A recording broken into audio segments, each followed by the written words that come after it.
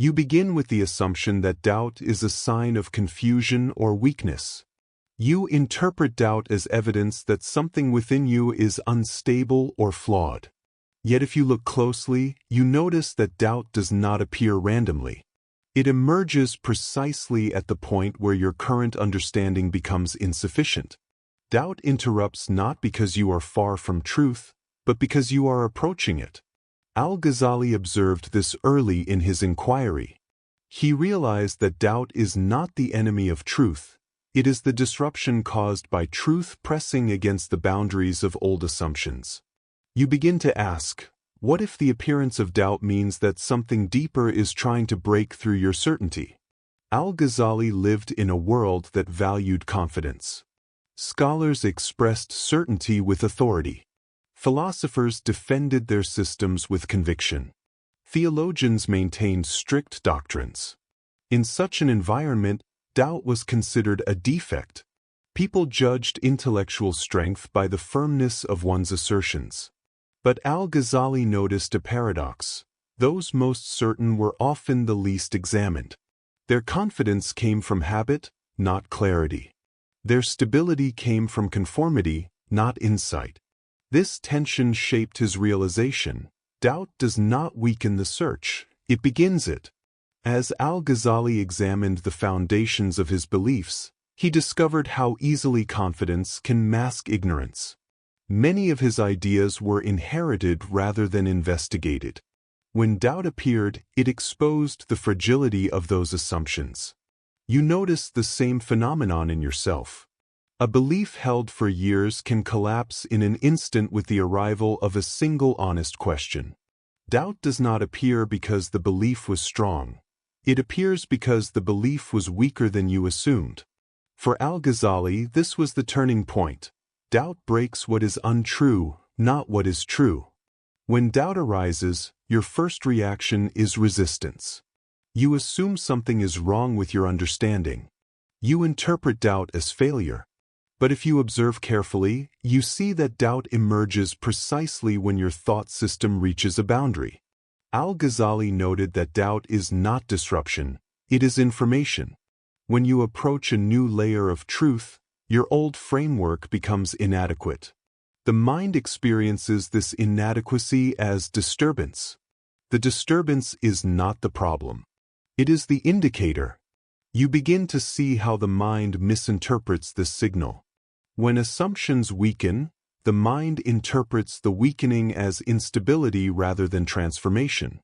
When old beliefs no longer satisfy, the mind thinks it is losing clarity, but it is merely outgrowing its previous clarity. Doubt appears because the old layer cannot contain the new recognition. Al-Ghazali described this as the first misunderstanding of doubt. Doubt is not a sign that truth is absent. It is a sign that your current model can no longer hold it. Doubt has a precise function. It reveals what you have assumed without examination. It exposes beliefs you accepted because they felt familiar, comfortable, or reinforced by your environment. Doubt dissolves illusions by stripping them of unconscious acceptance. Al-Ghazali used doubt as a tool to test the authenticity of every conviction. Instead of fearing doubt, he treated it as a neutral evaluation mechanism. When he doubted a belief, he did not assume the belief was false.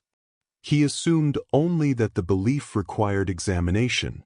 You begin to see how this applies to your own thought. Doubt shows you precisely where you have been uncritical. It reveals where your certainty was actually habit. It reveals where your conviction was actually imitation. Once you recognize this, the nature of doubt changes.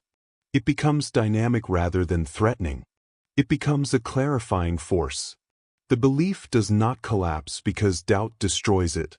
The belief collapses because doubt exposes its lack of foundation. This leads you to a deeper insight.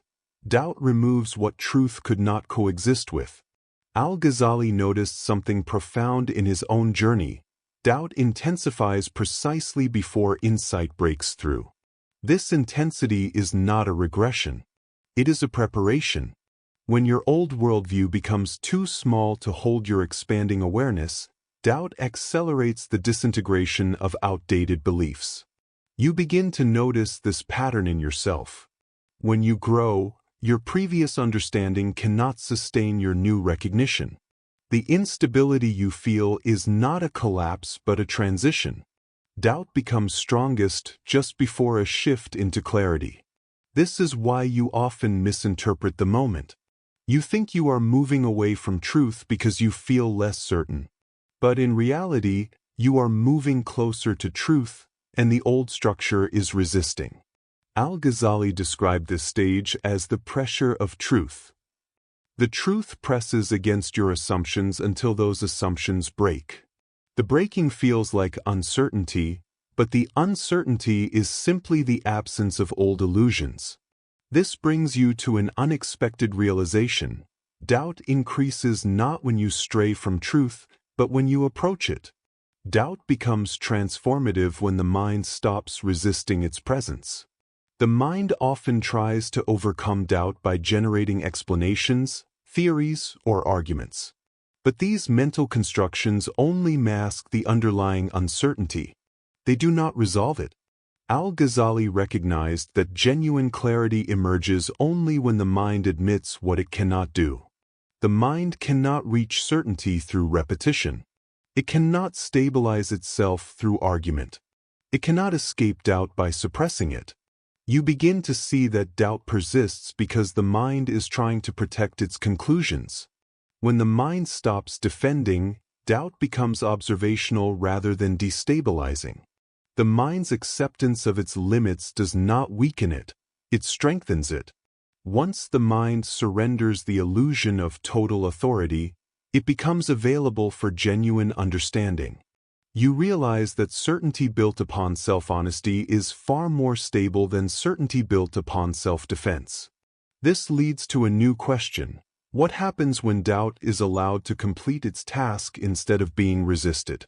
Once the mind stops resisting doubt, something shifts. Doubt is no longer interpreted as a personal threat. It becomes part of the cognitive process. It cleans the space where new understanding will emerge. Ghazali described this as the clearing of the inner field. Doubt removes the debris of untested beliefs, false assumptions, and unconscious biases. Once these layers fall away, the mind becomes receptive. Insight does not appear because doubt disappears. Insight appears because doubt has completed its work. You begin to observe this directly. As the noise of rigid beliefs dissolves, space opens within you. This space is not emptiness, it is clarity. Thought becomes less crowded. Perception becomes more direct. Awareness sharpens. Insight arises not through intellectual effort, but through the reduction of conceptual obstruction. Truth was not missing. It was concealed beneath the structures doubt has now weakened. You recognize that doubt is not destructive. It is preparatory. And so the paradox becomes visible. Doubt does not push you away from truth, it clears the pathway toward it. After the clearing, a quieter certainty emerges. This certainty does not resemble the old one. It is not based on argument or inherited belief. It does not depend on external authority. It comes from direct recognition, a recognition that the mind cannot produce but can acknowledge. Ghazali described this recognition as the arrival of inner clarity. It is the point at which the heart sees what the intellect could not construct. It is not emotional and it is not mystical.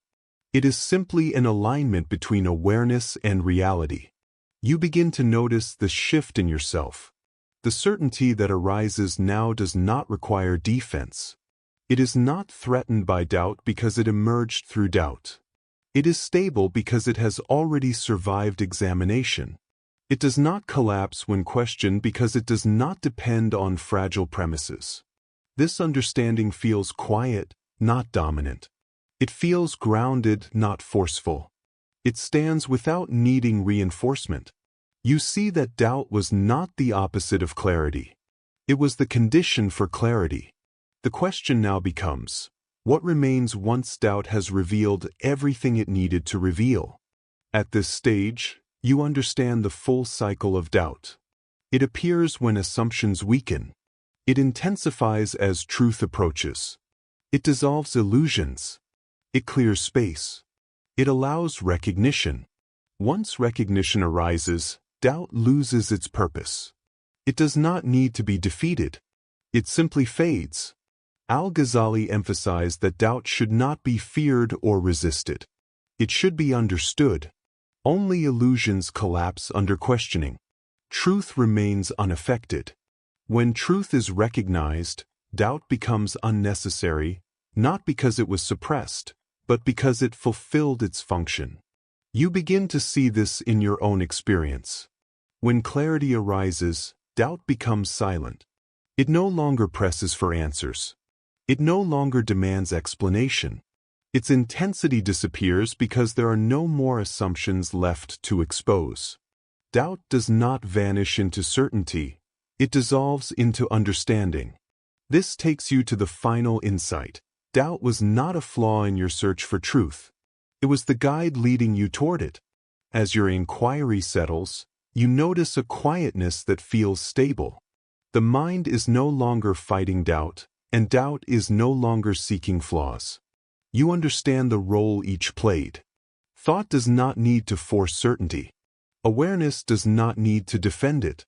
Al-Ghazali saw that when doubt completes its purpose, the heart becomes clear.